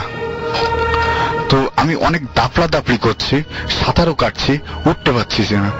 মনে হচ্ছে আমাকে কে যেন চুপাচ্ছে। এবং কিছুক্ষণ পরে দেখলাম ছোট ছোট 2টা বাচ্চা সিঁড়ির উপরে দাঁড়িয়ে বলছে, আমরা তো অনেক দিন ধরে পুকুরের ভিতরে পড়ে আছি, কই কেউ তো আমাদেরকে একটু তুললো না, তা তুই পড়েছিস বলে এত সমস্যা হচ্ছে। তো আমি বলছি যে তা আমাকে বলছো কেন? বলে মনে হলো যেন আমি একটা হরর ফিল্মের ভিতরে আছি। অনেক কষ্ট করে ওঠার চেষ্টা করছি, উঠতে পারছি না। অবশেষে আমাদের ওইখানে থেকে যখন নাইট গার্ড যাচ্ছিল, নাইট গার্ডেরা দেখছে পুকুরের ভিতরে অনেক দাপাদাপি হচ্ছে। তখন নাইট গার্ডেরা মনে করছে যে পুকুর থেকে হয়তো মাছ চুরি করছে। তখন তাদের বড় টর্চ লাইট ছিল, টর্চ লাইট দিয়ে যখন মেরে দেখলো যে পুকুরের ভিতরে দাপাদাপি, ওরা অবশ্য তখন পুকুরের ধারে এসে দেখলো যে মানুষ দাপাদাপি করছে। তারপরে ওরা দেখলো যে আমাকে ওরা টেনে তুললো। তোলার পরে কিছুক্ষণ পরে আমি তো ওখানে জ্ঞান হারিয়ে পড়ে গেছিলাম। তো বাচ্চা দুটোর কারণ হচ্ছে আমার পুকুর পাড়ে একটা কবর আছে ছোট বাচ্চার, সে কবরটা অলরেডি আমাদের পুকুরের ভিতরে চলে গেছে, যার কারণে আমাকে হয়তো তারা মেসেজ দিয়ে দিচ্ছে যে কবরটাকে ঠিক করার জন্য বা কোনো কিছু করার জন্য। তারপর থেকে আমার 1 সপ্তাহ জ্বর ছিল। সো রাসেল ভাই থ্যাঙ্কস। ওকে, আচ্ছা আপনার কোনো ঘটনা কি আছে? আর আপনার আরেকটা মনে হয় ঘটনা ছিল যে রাতের বেলায় কোন একটা ভয় পেয়েছিলেন, এরকম একটা ঘটনা ছিল বোধহয়, নাকি আপনি বলবেন? কেউ একজন। আমার একটা ঘটনা ছিল। আচ্ছা, আমি এটা নিব না। থ্যাংক ইউ রাসেল ভাই। This is Limon again. আমি এখন যে ঘটনাটা শেয়ার করব, সেই ঘটনাটা আমার এক বড় ভাইয়ের সাথে ঘটে যাওয়া ঘটনা। তো আমার বড় ভাই উনি এটা তার নিজের লাইফের সাথে এক্সপিরিয়েন্স করছেন। তো আমি সরাসরি ঘটনায় চলে যাচ্ছি। তো আমার বড় ভাই ঢাকায় থাকেন, চাকরি করেন। তো উনি কোনো একটা কারণে অনেক লেট নাইটে বা গভীর রাত্রে ঢাকা থেকে বাড়ির উদ্দেশ্যে যাত্রা করেছিলেন বা বাড়িতে যাচ্ছিলেন। তো তিনি যখন বাস থেকে নামেন বাড়িতে যাবেন, তখন অলমোস্ট রাত প্রায় 3:30 কি 4টা, নিয়ার অ্যাবাউট 4 AM এরকম হবে। তো তিনি যাচ্ছেন। তো এখানে বলে রাখি যে তার যে বাসা, তার বাসার দিকে যেতে হলে অনেকটা গ্রাম সাইড, রাস্তার দুই ধারে অনেক গাছপালা এবং অনেক ধান ক্ষেত। তো তিনি যখন তার বাড়ির দিকে টার্ন নিচ্ছিলেন, তো তখন তিনি দেখলেন যে তার রাস্তার সাইডে যে ধানি জমিগুলো ছিল বা ফসলি জমি যে ছিল, সেখানে তার খুব পরিচিত একটা লোক কাজ করছে বা কোদাল দিয়ে মাটি কোপাচ্ছে, এরকম দূরে থেকে তিনি দেখছেন। তো তিনি দেখা সেই লোকটাকে ডাক দেওয়ার চেষ্টা করলেন বা তাকে ডাকতেছিলেন। তো তখন তিনি যেটা দেখলেন যে সেই লোকটা তার ডাক শুনছে না, অনবরত কাজ করে যাচ্ছে। আমার ভাইয়ের মনে কনফিউশন হচ্ছিল যে কেন সে সাড়া দিচ্ছে না। তো যেহেতু সে সাড়া দিচ্ছে না, আমার ভাইয়ের কৌতূহলটা হলো যে তার কাছে যে তার সাথে কথা বলার জন্য। তো তিনি সেই লোকটার কাছে যেতে শুরু করলেন। তো আমার ভাই পরে যেটা নোটিস করলো যে তিনি যত সেই লোকটার দিকে আগাচ্ছেন, সেই লোকটা তত আরো সামনের দিকে আগাচ্ছে, মানে আমার ভাইয়ের থেকে আরো কয়েক কদম সামনে এগিয়ে যাচ্ছে। তো তিনি এক পর্যায়ে তাকে ধরতে পারছিলেন না, মানে যতই তিনি আগাচ্ছেন সে তত আরো দূরে সরে যাচ্ছে। তো তিনি তাকে ধরার জন্য অনেক চেষ্টা করলেন। আমার ভাই ভাবছিলেন যে হয়তো লোকটা তার সাথে মজা করছে। তো তিনি তাকে ধরার জন্য সামনের দিকে ধাওয়া করে যাচ্ছিলেন। এক পর্যায়ে তিনি প্রচন্ড দৌড়াচ্ছিলেন। দৌড়াতে দৌড়াতে তাদের বাড়ির ওই সাইডে একটা জঙ্গলের মতো আছে। তো ওই সাইডে যে হঠাৎ করে আমার ভাই নোটিস করলো যে সামনে যে লোকটা ছিল, সেই লোকটা একদম ভ্যানিশ, সেই লোকটা ওখানে নাই। তারপর তিনি আমার ভাই সে জায়গায় গিয়ে তারপর তিনি নোটিস করলেন যে তিনি দিক হারিয়ে ফেলছেন, যে তিনি কোন দিক থেকে আসছেন তিনি গেস করতে পারতেছিলেন না যে আসলে কোন দিকে এখন যাওয়া উচিত। তিনি প্রচন্ড ভয় পাচ্ছিলেন। তো তারপর তিনি কোনো কি করতে হবে না ভাবতে পেরে তিনি যে দিক থেকে আসছিলেন সেদিকে দৌড়ে চিৎকার করতে করতে দৌড়ে যাচ্ছিলেন। তারপর একটা লোকালের মতো জায়গায় আসে, তারপর তিনি জ্ঞান হারিয়ে পড়ে যান। তারপর আশেপাশে যারা স্থানীয় লোকজন আছে তারা তার চিৎকার শুনে তাকে এসে সেভ করে এবং পরদিন সকালে যখন আমার ভাইয়ের জ্ঞান ফিরে, তারপর তিনি সবাইকে ঘটনাটা শেয়ার করেন এবং তারপর ওটা বলা হয় যে সেই লোকটা নাকি তার মাত্র 3 দিন আগে মারা গিয়েছিল। তো এই ছিল ঘটনা আর কি। ওকে, নাম প্রীতি। আমি রুমন। আচ্ছা, তো আপনাদের এমনিতে মানে আপনার কি এটা কি আপনার শ্বশুর বাড়ির ঘটনা আপনি বলছিলেন, রাইট? তো শ্বশুর বাড়ির ঘটনা, আপনি তো শ্বশুর বাড়িতে ওঠার পরে এই ঘটনাগুলো জানতে পেরেছেন। আগে আমি জানতে চাচ্ছি আপনার কাছ থেকে যে আপনি একা ছোটবেলায় বা আপনাদের বাসার অন্য কেউ কি এই ধরনের ঘটনাগুলো ফেস করেছে, আপনার বাবা মা বা এরকম? না, মূলত ওই জায়গাটা ওর আম্মুর কাছ থেকে, যেটা ওর নানার কাছ থেকে শুনছি যে আমাদের ওই বাসাটা হন্টেড ছিল, বাট ফ্লাড হওয়ার পরে তো মিলাদ হওয়ার পরে আমরা উঠছি। তো আব্বু আম্মু আমি আমার ছোট বোন আমাদের মধ্যে কেউ এরকম এক্সপিরিয়েন্স কখনো শেয়ার করিনি। অতটা নোটিসও করতে পারিনি। হ্যাঁ, ওরকম কিছু ছিল না। আচ্ছা, বাট আপনারা দুজন মিলে দেখেছেন। আচ্ছা, আর কোনো ঘটনা আপনাদের মনে পড়ছে যে ঘটনাটা আসলেই মনে পড়লে প্রচন্ড ভয় লাগে দুজনের, এরকম কোনো ঘটনা আছে? একটা ঘটনা আছে, সেটা অবশ্য আমার না, সেটা হচ্ছে আমার দাদার কাজিন। সেও আমার দাদা হতো, 3 বছর আগে সে মারা গেছে। তো তার ঘটনাটা হচ্ছে আমাদের গ্রামের বাড়িতে সে থাকতো গ্রামের একেবারে লাস্ট মাথায়। তার আশেপাশে 2টা কি 3টা বাড়ি ছিল, মানে এতটাই দূরে যে মূলত গ্রাম থেকে সে 1 কিলোমিটার দূরে থাকতো মিনিমাম। তো তার একটু সাহস ভালোই ছিল, খুব সাহসী লোক ছিল। এটা 1974 এর কাহিনী। তো একদিন যেটা শুনছি, সে তার নিজের মুখে শোনা এটা আমার। তো সে একদিন বাজার থেকে আসছিল, বাজার করার পরে সেদিন সে শুটকি কিনছিল বাজার থেকে। তো আসার সময় তারা 4-5 জন একসাথে আসতেছিল গল্প করতে করতে সন্ধ্যার দিকে। তো যার যার বাসায় সবাই তো চলে গেছে, সবার বাসা আগে পড়ে যায়। তার বাসাটা সবার পিছনে ছিল, অনেক দূরে, 1 কিলোমিটার প্রায়। তো অনেকে 2-1 বললো যে আমি কি আগে দিয়ে আসবো কিনা। 2জন যে বললো না দরকার নেই, আমি যেতে পারবো একা, সমস্যা নেই। তো সে একা যাচ্ছে। তো কিছুটা যাওয়ার পরে সে দেখতে পারলো যে রাস্তায় কেউ একজন দাঁড়ায় আসছে, মানে একটা শ্যাডো টাইপ কিছু একটা সাদা। তো সামনে আগাইতে দেখে যে একটা বাচ্চা ছেলে, বয়স 12 থেকে 13 হবে। তো সে বললো যে বাবা, এত রাতে তুমি এখানে কি করো? কারণ ওখানে 8টা-9টায় হচ্ছে অনেক রাত, সবাই ঘুমায় পড়ে, কারেন্ট নেই। তো বাচ্চারা বলতেছে তুমি বাজার থেকে আসছো? তো সে একটু ভরকায় গেছে যে বাচ্চাটা তাকে তুমি করে বলতেছে, সে মুরব্বী মানুষ। বলছে তুমি কার ছেলে? বলতেছে যে আমি যেই হই, আমি তো তোর যে ব্যাগে যে জিনিসটা আছে সেটা আমি চাইতেছি, আর সেটা না দিলে আমি অন্য কিছু করবো। বলে কি করবো, এটা কেন চাইতেছো? তো বলতেছে যে তোমার সাথে আমার কোনো সমস্যা হবে যদি এটা না দাও, আপোষে দাও, তুমি চলে যাও, না দিলে সমস্যা হবে। মানে সে শুটকিরা যাচ্ছে। তো সে তখন বুঝতে পারছে যে এটা কোনো বাচ্চা ছেলে, মানে হিউম্যান না সে। তখন এরকম তর্কাতর্কি এক পর্যায়ে বাচ্চাটা তাকে আইসা তার উপর ঝাঁপ দেয়, তাকে মাটিতে ফেলে দেয়। সেও মোটামুটি স্ট্রং ছিল, তখন তার বয়স কমই ছিল, ইয়াং ছিল। তো সে অনেকক্ষণ চেষ্টা করছে বাচ্চাদের সাথে কারাকারি করার। তো সে দেখতেছে যে বাচ্চাটার সাইজ আস্তে আস্তে বড় হচ্ছে, আর সে মানে মানুষের সে প্যান নাই, কোন একটা জন্তু টাইপ হয়ে গেছে। আর তার ব্যাগে যে শুটকি গুলা ছিল সেগুলো সব সে একসাথে মুখে নিতেছে, তাকে ধরে রেখে, যেন সে নড়তে না পারে। তো সে যেটা বললো যে অনেকক্ষণ সে এরকম দস্তাদস্তি করার পর এক সময় সে অজ্ঞান হয়ে গেছে। আচ্ছা, তার কিছু মনে নাই। তো পরের দিন তাকে অনেক খোঁজাখুঁজি করার পরে তাকে পাওয়া যায় যে খালের পাশে। তার পুরা শরীর পিচ্ছিল ছিল, পিছলা ছিল। তো তারপরে আল্লাহর রহমতে সে বেঁচে গেছিল সেই যাত্রায়। তো সেই সময়ের পর থেকে 3 বছর আগে সে মারা গেছে। তার মারা যাওয়ার পর্যন্ত আমরা সবসময় দেখছি আর জানছি সে একটা কুকুর সাথে রাখতো অলওয়েজ। সেই সময় এটা সে ভয় পাইতো যে কুকুর যেটা ছিল, আমি যেটা জানি, সে আমাকে বলছিল যে কুকুররা নাকি এইসব জিনিস দেখতে পারে, আশেপাশে জিন টিন বা আত্মা এসব আসলে তারা আগে থেকে দেখতে পারে, আর তারা চিল্লানো শুরু করে। জাস্ট সাবধান হওয়ার জন্য রাখছিল। তো এরকম 4-5 বার কাহিনী ঘটছে যে এই কুকুরটা যে সে রাখছিল 2 বা 3 মিনিটের জন্য, দিনের বেলা হোক, রাতের বেলা হোক, ভোরের বেলা হোক, কুকুরটা যদি তার থেকে 2 বা 3 মিনিটের জন্য কোথাও দূরে থাকতো, তাকে আর পাওয়া যেত না। সে বলতো যে কুকুরটা যদি দূরে থাকতো, আমার মধ্যে না থাকতো, আশেপাশে কোথাও না থাকতো, তাহলে আমি শুধু দেখতাম যে কালো একটা চাদর আমার চোখের উপর পড়তেছে। এরপর আর কিছু মনে থাকতো না। যখন সে উঠতো তখন সে দেখতো সে থাকে শেরপুর, সে হয় ময়মনসিং আছে, নয় জামালপুর, নয় টাঙ্গাইল, কোন এক জায়গায় চলে গেছে।